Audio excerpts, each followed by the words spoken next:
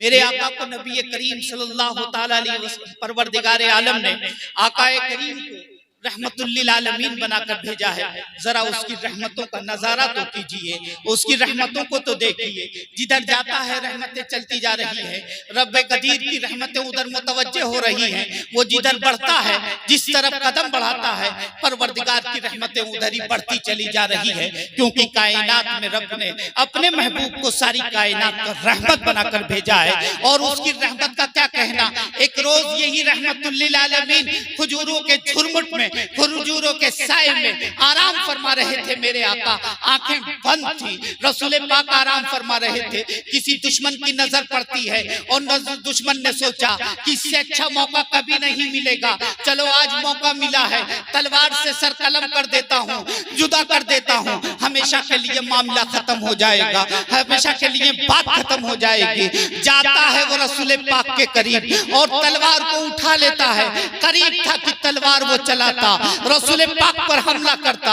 उसने तलवार उठाई थी चलाने के लिए, इतने में मेरे आका नबी करीम ने आंखें खोली हैं। और आका करीम ने आंखें खोलकर मेरे आका फौरन खड़े हो जाते हैं। अब वो दुश्मन कहता है, ए मोहम्मद अरबी सल्लल्लाहु अलैहि वसल्लम, ए मोहम्मद अरबी, आप ये बताइए कि मुझसे आपको बचाएगा कौन, मुझसे अब आपको कौन बचाएगा, अब आपकी हिफाजत कैसे होगी, अब आपकी जान कैसे बचेगी, अब आप यहाँ से जाएंगे कैसे। तलवार मेरी उठी हुई है और आपकी गर्दन मेरे तलवार के निशाने पे है, अब मुझसे आपको कौन बचाएगा। तो मेरे नबी ने जवाब दिया था, अब तुझसे मुझको मेरा अल्लाह बचाएगा, मेरा रब बचाएगा। इतना मेरे नबी ने कहा है तो तलवार हाथ से नीचे आ जाती है और जैसे नीचे आई है रसूल पाक ने तलवार उठा ली है। अब रसूल पाक ने तलवार बुलंद की है और उसकी गर्दन जो है उसकी गर्दन निशाने पे है। अब मेरा नबी पूछता है, अच्छा ये बता, इससे पहले तो तूने कहा था कि मुझसे तुझे कौन बचाएगा, लेकिन अब बता कि मुझसे तुझको कौन बचाएगा। अब तो तलवार मेरे हाथ में है, गर्दन तेरी निशाने पे है, अब तू निशाने पे है, अब तू तलवार के धार पे है, अब बता तुझको कौन बचाएगा। तो उस शख्स ने जवाब दिया था कि अब मुझको आपसे दुनिया की कोई और चीज नहीं बचा सकती है, अगर बचाएगी तो आपकी सिर्फ रहमत ही बचाएगी, आपकी रहमत बचाएगी। इतना जवाब दिया है कि नबी ने तलवार नीचे रख दी है। इसी को मेरे सरकार आला हज़रत फरमाते हैं कि मुस्तफा जाने रहमत पे लाखों सलाम, शमे बस में हिदायत पे लाखों सलाम।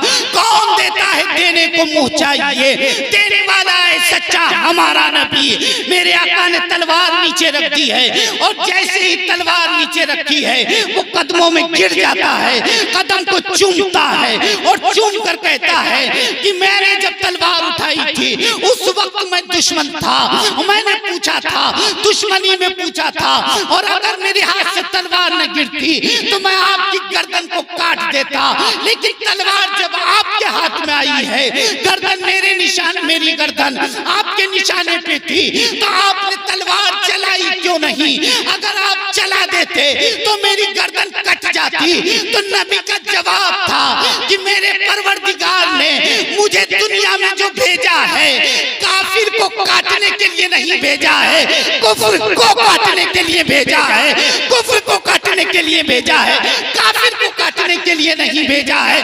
मैं काफिर को नहीं काटता हूँ, मैं कुफ्र को काटता हूँ और जहन्नमी को जन्नती बनाता हूँ। तुझे मैंने यहाँ से उठा के वहां पहुंचा दिया।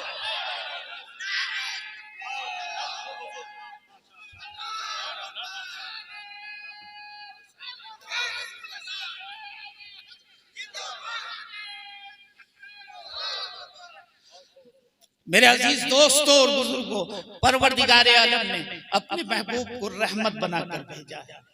सारी कायनात के लिए रहमत बनाकर भेजा है, अपनों के लिए भी भेजा है, गैरों के लिए भी भेजा है। और मेरे आका की रहमत जो सबसे पहले हुई है वो गैरों पर ही हुई है। अपने तो बाद में बने हैं, पहले गैर ही थे, क्योंकि कलमा उस वक्त किसी ने पढ़ा नहीं था। जब नबी ने ऐलान नबूवत किया था तो किसी ने कलमा नहीं पढ़ा था, किसी ने कलमा नहीं पढ़ा था। तब भी लोगों ने नबी को गालियां दी थी, बुरा भला कहा था, तो नबी ने सबके लिए हिदायत की दुआ की थी, किसी को बुरा नहीं कहा था। तो नबी की रहमत पहले गैरों के लिए हुई है, बाद में अपनों के लिए हुई है, बाद में अपनों के लिए हुई है। मेरा नबी तो वो है कि जिसकी बारगाह में गैर आ जाए तो भी बख्शता है। एक वाकया सुनाता हूँ, रहमत की बात आई है तो सुनते चलिए। वक्त है ना अभी हजरत। नबी करीम सल्लल्लाहु अलैहि वसल्लम ने जब नबूवत का ऐलान कर दिया और मक्के वालों ने जब जुल्म सितम के पहाड़ तोड़ने शुरू कर दिए, इतने पहाड़ तोड़े। आपने इन बुजुर्गों से सुना होगा कि नबी पे पत्थर भी बरसाए गए, कूड़ा भी फेंका गया। ये हालात पैदा कर दिए गए कि नबी करीम को अपने वतन अजीज छोड़ना पड़ा और दूसरी जगह हिजरत करनी पड़ी। नबी करीम को उन जुल्म में एक जुल्म और किया था उन लोगों ने कि नबी को कहा था कि ये बहुत बड़ा जादूगर है, कि बहुत बड़े जादूगर है और इनकी जबान में तासीर है, असर है, और इतना असर है कि जो सुन लेता है इनका हो जाता है। और जब इनका हो जाता है तो दुनिया छोड़ना गवारा कर लेता है, लेकिन इनका दामन छोड़ना गवारा नहीं करता है। वो जब इनका बन जाता है तो सब कुछ खो देता है, इनको खोना गवारा नहीं करता है। जब इनका बन जाता है तो इस हद तक पहुंच जाता है कि बिलाल जब चक्की चलाता है, उमैया आके जो है कोड़े बरसाता है, तो भी बिलाल मुस्कुराता हुआ नजर आता है। और लोगों ने पूछा था कि ए बिलाल, तेरे ऊपर उमैया कोड़े बरसा रहा है, तेरा कपड़ा फट गया है, तेरी खाल छिल गई है, तेरी हड्डी नजर आ रही है, बिलाल उसके बावजूद तू मुस्कुराता हुआ नजर आ रहा है। अरे नादान, तुझको रोना चाहिए था, इतने ज्यादा कोड़े पड़ रहे हैं उसके बावजूद तू मुस्कुरा रहा है। तो बिलाल का सिर्फ एक जवाब था कि तुम मुझसे कह रहा है कि तू मुस्कुरा क्यों रहा है, रो क्यों नहीं रहा है? तुझे मालूम नहीं है, तुझे मालूम नहीं है कि बाजार में जब मिट्टी का बर्तन इंसान लेने जाता है तो पहले उसे ठोक के बजा के देखता है कि पक्का है कि कच्चा है, पक्का है कि कच्चा है। जब पक्का समझ लेता है तब खरीदता है। तुझे मालूम नहीं है कि मैं मुस्तफा के बाजार में बिकने के लिए जा रहा हूँ और मुस्तफा मेरा खरीदार है। तो मेरा भी यार देख रहा है कि बिलाल पक्का है कि कच्चा है, तो मुस्कुरा के जवाब दे रहा हो, या रसूल अल्लाह, हर सितम हर जफा गवारा है, बस तू इतना कह दे कि तू हमारा है, और कुछ नहीं चाहिए मुझे। मैं इसलिए मुस्कुरा रहा हूँ, मैं इसलिए हंस रहा हूँ। तो मक्का वालों ने ये जुल्म सितम का पहाड़ तोड़ा था कि ये जो इसका हो जाता है वो जान तो दे देता है, सब कुछ गवारा कर लेता है, लेकिन नबी का दामन छोड़ना गवारा नहीं करता है। नबी का दामन नहीं छोड़ता है, सब कुछ लुटा देता है, अपनी जान भी दे देता है, अपनी औलाद को भी दे देता है, अपना घर बार भी छोड़ देता है, अपना सब कुछ छोड़ देता है, लेकिन नबी का दामन नहीं छोड़ता है। ऐसे ऐसे दीवाने हैं। तो इसलिए जो है मक्के वालों ने कह रखा था कि वो नबी जादूगर है, क्योंकि उसकी जबान में बहुत ज्यादा असर है, बहुत ज्यादा असर है, बहुत असर है, इतना बड़ा जादूगर है। ये बात मक्के वालों ने फैला दी। जब मक्के वालों ने ये बात फैला दी है, मक्के वालों ने ये बात फैला दी, तो मक्के में एक बूढ़ी भी रहती थी, एक बुढ़िया रहती थी। अब वो बुढ़िया ने भी सुना कि बहुत बड़ा जादूगर आया है, तो उसने सोचा कि चलो मक्का छोड़ के चले जाते हैं, मक्का छोड़ देते हैं, ना मक्के में रहेंगे, न उसका सामना होगा, न उसका जादू हम पर चलेगा। ये कहकर बुढ़िया ने सोचा मक्का छोड़ते हैं। उसने सारा सामान घर का इकट्ठा किया और इकट्ठा करने के बाद एक गठरी बनाई, और जब गठरी बनाने के बाद उठाने लगी तो उठनी तो बहुत दूर की बात थी, वो हिली भी नहीं। जब हिली नहीं तो सोचने लगी कि कोई इधर से गुजरेगा तो उससे कहूंगी कि ये गठरी उठा के मेरे सर पे रख दे। इंतजार करती रही, एक जवान दिखाई दिया, आ गया, तो उससे कहती है जवान, ये गठरी उठा के मेरे सर पे रख दे।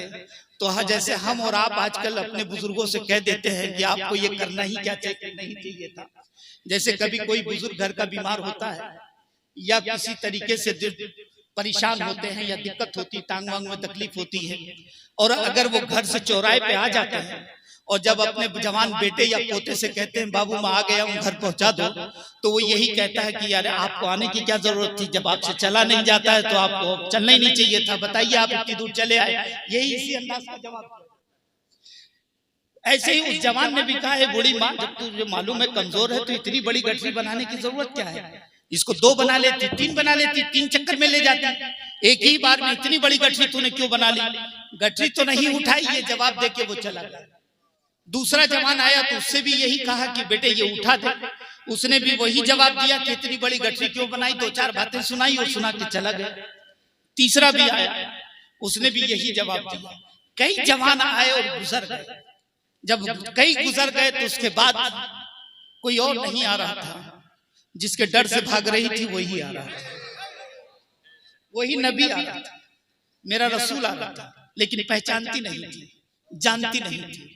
जब नबी को दूर से देखा है, चेहरा देखा है, तो चेहरा देखने के बाद उसने जो फैसला किया है मौलाना साहब, वो फैसला ये कर रही थी कि इसका चेहरा बता रहा है कि ये बहुत नेक है, ये मेरी गठरी जरूर उठा देगा।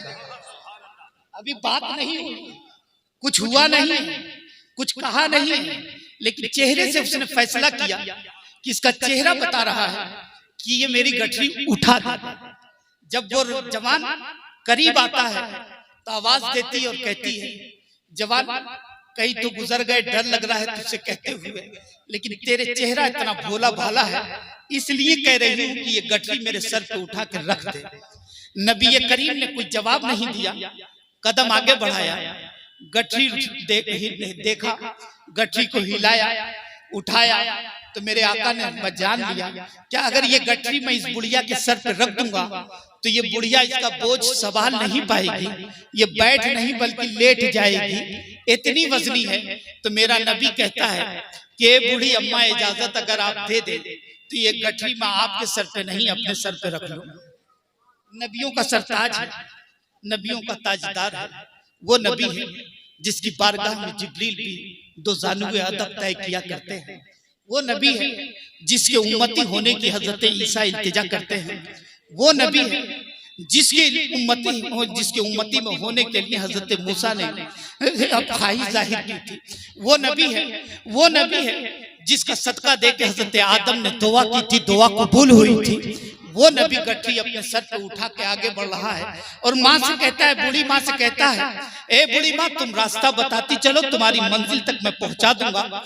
बूढ़ी माँ रास्ता बताती रही, नबी गठरी लेके चलता रहा। रास्ते में चलते चलते मेरे नबी ने उस बूढ़ी माँ से कहा अच्छा ये बताओ तुम जा कहाँ रही।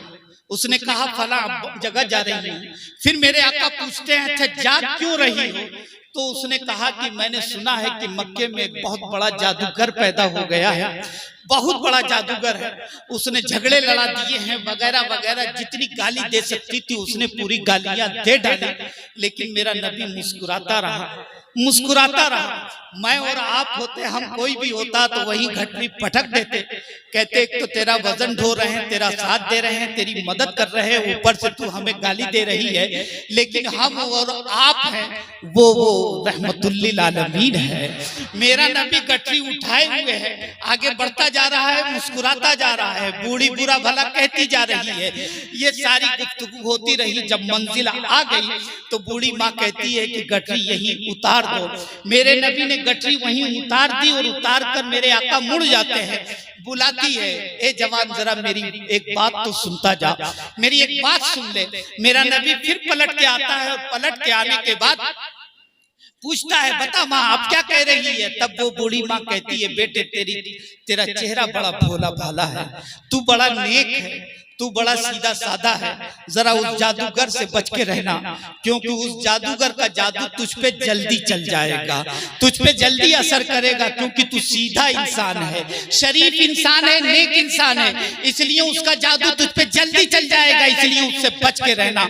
मेरा नबी मुस्कुराता रहा, कोई जवाब नहीं दिया। फिर मुड़ के जाने लगा। जब जाने लगा फिर बुलाती है कि जरा एक बात और सुनते जाओ।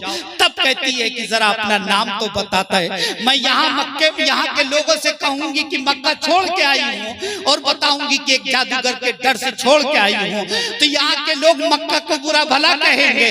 तब मैं कहूंगी कि मक्के में अगर इतना बड़ा जादूगर भी है तो इतना बड़ा अच्छा इंसान भी है, एक इतना नेक इंसान भी है। जब जादूगर की बुनियाद पे मक्के को लोग बुरा भला कहेंगे तो तेरा नाम पेश कर कर मक्का को बैलेंस बना दिया करूंगी कि मक्का इतना अच्छा भी है, अगर इतना खराब है तो इतना अच्छा भी है। इसलिए जरा तुम नाम तो बता दो। मेरा नबी मुस्कुराता है, मुस्कुराता जा रहा है और मुस्कुरा के कहता है, ए अम्मी जान, ए बूढ़ी माँ, सही बताओ मैं अपना नाम बता दूं। वो कहती हाँ हाँ जल्दी से अपना नाम बताओ। इधर नबी मुस्कुराता है, यूं मुस्कुराए कि जान सी कलियों में पड़ गई, यूं लबकुशा हुए कि गुलसिता बना दिया। मेरा नबी मुस्कुरा के कहता है, वाकई अपना नाम बता दूं? बूढ़ी माँ कहती कि हाँ जल्दी अपना नाम बताओ, तुम्हारा नाम क्या है? तब मेरा नबी कहता है, जिस जादूगर के डर से, जिस जादूगर का तू जिक्र कर रही थी, जिस जादूगर के डर से तू भाग रही थी, वो जादूगर कोई और नहीं है, वो जादूगर मैं ही हूँ, मोहम्मद रसूलुल्लाह मैं ही हूँ, रहमतुल लिल आलमीन मैं ही हूँ, खातमुन नबिय्यीन मैं ही हूँ, वो मोहम्मद इब्न अब्दुल्लाह मैं ही हूँ।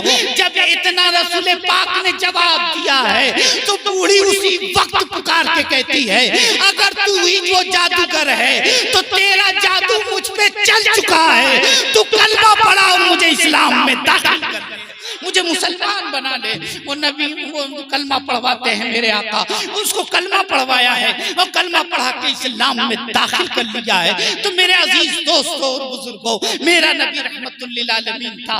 अगर गठरी फेंक देता तो बुढ़िया कलमा नहीं पढ़ती, अगर गाली का बदला गाली से दे देता तो बुढ़िया कलमा नहीं पढ़ती, अगर उसने बुरा भला कहा था तो बुरा भला का बदला बुराई से दे देता मेरा नबी, तो वो कलमा नहीं पढ़ती। मेरा नबी जो है बुराई का बदला जो है अपने किरदार से दे रहा था, अपने अखलाक से दे रहा था, अपने हुस्ने अमल से दे रहा था, और आने वाली इंसानियत को ये पैगाम दे रहा था कि अगर अपने दरमियान से तुमको बुराइयों को दूर करना है, तुम्हें बुराइयों को दूर करना है, तो तुम्हें कहीं जाने की जरूरत नहीं है, मेरे किरदार को पेश कर देना, बुराई खत्म हो जाएगी। मेरे किरदार को ले लेना, मेरे अखलाक को अपना लेना, तुम्हारे माशरे से बुराइयां खत्म होती चली जाएंगी, बेहयाइयां खत्म होती चली जाएंगी, दुश्मनियां खत्म होती चली जाएंगी, इंसाफ बेइंसाफी खत्म होती चली जाएगी। मेरे अमल पर अमल करते रहना, तुम यहाँ भी कामयाब हो जाओगे, वहां भी कामयाब हो जाओगे। मेरे दोस्तों और बुजुर्गों, तो आखिरी बात मैं कह के रुखसत हो रहा हूँ कि जलसा बहुत ही जज्बाती, जवानों की भी भीड़ और सब जोश में। रमजान मुबारक आने वाला है, रमजान का महीना आने वाला है, और मुझे उम्मीद है कि पहली तरावी में जगह नहीं मिलेगी, पूरी मस्जिद भर जाएगी। और जैसे जैसे रमजान शरीफ गुजरता जाएगा, एक हफ्ते के बाद 10, 11, 12, 15 जहां पहुंचे, उसके बाद पिछली सफ़ें खत्म होना शुरू हो जाएगी। पहली खत्म हुई, पिछली खत्म हुई, दूसरी खत्म हुई, और अगर 21 को खत्म हो गया कुरान पाक, तो सारी सफ़ें खत्म हो जाएंगी, आधी मस्जिद रह जाएगी, आधी रह जाएगी। और जब 29 का चांद दिख गया, तब तो इमाम साहब को तलाशना पड़ता है फजर में कि कोई आ जाए तो मैं जमात से नमाज तलाशना पड़ता है। मेरे अजीज दोस्तों और बुजुर्गों, हमने और आपने नबी का कलमा पढ़ा है। मेरे अजीज, ये नमाज सिर्फ जो है रमजान के लिए फर्ज नहीं हुई है। जिस तरीके से आपने रमजान में मस्जिदों को भरा है, क्या हो गया? खामोश, अरे आपस में होंगे, चलो इधर सुनिए। आप नबी करीम सल्लल्लाहु अलैहि वसल्लम से मोहब्बत का दावा करते हैं, ऐलान करते हैं कि हमें अपने नबी से मोहब्बत है, हम अपने नबी के नाम पे जान कुर्बान कर देंगे, अपने नबी के नाम पे हम अपना सब कुछ लुटा देंगे। और मुझे ये यकीन है कि अगर ऐसी जरूरत पड़ी तो अपने नबी के नाम पे हम अपना जान और माल सब कुछ कुर्बान कर सकते हैं, लेकिन नबी के जाहो जलाल को कुर्बान नहीं होने देंगे, ये हमें मालूम है। लेकिन आप जब मोहब्बत का दावा करते हो, तो मोहब्बत के दावों में एक सबसे जरूरी बात यह है कि जिससे मोहब्बत की जाती है उसकी पसंद को तलाशा जाता है, उसकी पसंद देखी जाती है कि उसकी पसंद क्या है, वो पसंद क्या करता है, वो पसंद क्या करता है।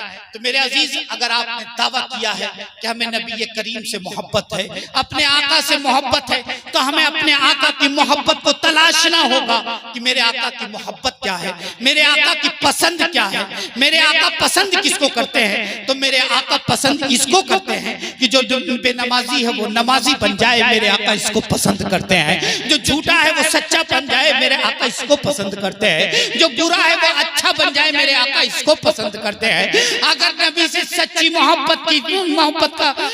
मोहब्बत का दावा है तो तुम्हें ये वायद करना होगा और आपको अपने अंदर तब्दीली और इनकलाब लाना पड़ेगा, अपने आप को बदलना पड़ेगा कि हम नबी से मोहब्बत करते हैं तो हमारा उठना भी रसूलुल्लाह की अदाओं की तरह होना चाहिए, हमारा बैठना भी रसूलुल्लाह की अदा की तरह होना चाहिए, हमारा सोना भी नबी की अदाओं की तरह होना चाहिए, हमारा जागना भी नबी की अदाओं की तरह होना चाहिए, हमारा बैठना भी नबी की तरह होना चाहिए। अपने माँ बाप की खिदमत करना जो नबी ने बताया है वैसी तरह होना चाहिए। हमें बच्चों की परवरिश कैसे करनी है, नबी ने जैसे हसनैन की परवरिश की है ऐसे हमें परवरिश करनी है। हमें पड़ोसियों की खिदमत कैसे करनी है, नबी ने जैसे पड़ोसियों की खिदमत की है हमें उस अंदाज से खिदमत करनी होगी। हमें अपने बड़ों से मोहब्बत कैसे करनी है, अपने बड़ों से मिलना कैसे है, दूसरों के हुकूक को अदा कैसे करना है, बहनों के हुकूक को देना है कैसे देना है, भाई के हक को देना है किस तरीके से देना है, एक दूसरे से मोहब्बत कैसे करनी है। हमें अपने नबी की पसंद को देखना होगा। जब उस पसंद के साए में हम जिंदगी गुजारेंगे तो फिर किसी को हमें राजी करने की जरूरत नहीं है, हमारा नबी राजी हो जाएगा और जब नबी राजी हो जाएगा तो परवरदिगार राजी हो जाएगा और रब राजी हो जाएगा तो फिर किसी को राजी करने की जरूरत नहीं है। इस वक्त जरूरत सिर्फ है, जरूरत है तो अपने नबी को राजी करने की जरूरत है। तो ये हमें मुताला करना होगा, इन बुजुर्गों से पूछना होगा नबी राजी कैसे होगा, नबी खुश कैसे होगा। हम नमाजें पढ़ेंगे तो हमारा नबी खुश हो जाएगा, हम मस्जिदों को आबाद करेंगे तो हमारा नबी खुश हो जाएगा, हम वालिदैन की खिदमत करेंगे तो हमारा नबी खुश हो जाएगा, छोटों पे शफकत करेंगे तो हमारा नबी खुश हो जाएगा, पड़ोसी का हक अदा करेंगे तो हमारा नबी खुश हो जाएगा, भाई भाई का हक अदा करेगा तो हमारा नबी खुश हो जाएगा, हमारा नबी खुश हो जाएगा। कुरान पाक की तिलावत करेंगे तो हमारा नबी खुश हो जाएगा। सिर्फ रमजान में मस्जिद भरने से नबी खुश नहीं होगा, बल्कि हर वक्त मस्जिद को भर दिया जाए तो हमारा नबी खुश हो जाएगा और जब नबी खुश हो जाएगा तो परवरदिगार खुश हो जाएगा और वो खुश हो गया तो फिर कायनात में किसी को राजी करने की जरूरत नहीं है। रब राजी हो गया तो जमाना हमको राजी करेगा, हम किसी को राजी करेंगे नहीं कर सकते। इसलिए हमें अपने अंदर तब्दीली लानी होगी, हमें बदलना होगा। तो मेरे अजीज दोस्तों और बुजुर्गों, आने वाले महीने का एहतराम करो और इतना एहतराम करो कि इसका एहतराम दिल में इस कदर बैठ जाए कि ईद बाद भी इसी तरीके से हमारी मस्जिदें आबाद रहें। और कसम खुदा की जिस दिन हमने मस्जिदों को इस अंदाज से आबाद कर दिया तो परवरदिगार आलम हमें आबाद कर देगा, हमें आबाद कर देगा। इसी चंद पैगाम के साथ रुखसत हो रहा हूँ। अब आगे का प्रोग्राम हमारे नाज़िम इजलास चलाएंगे।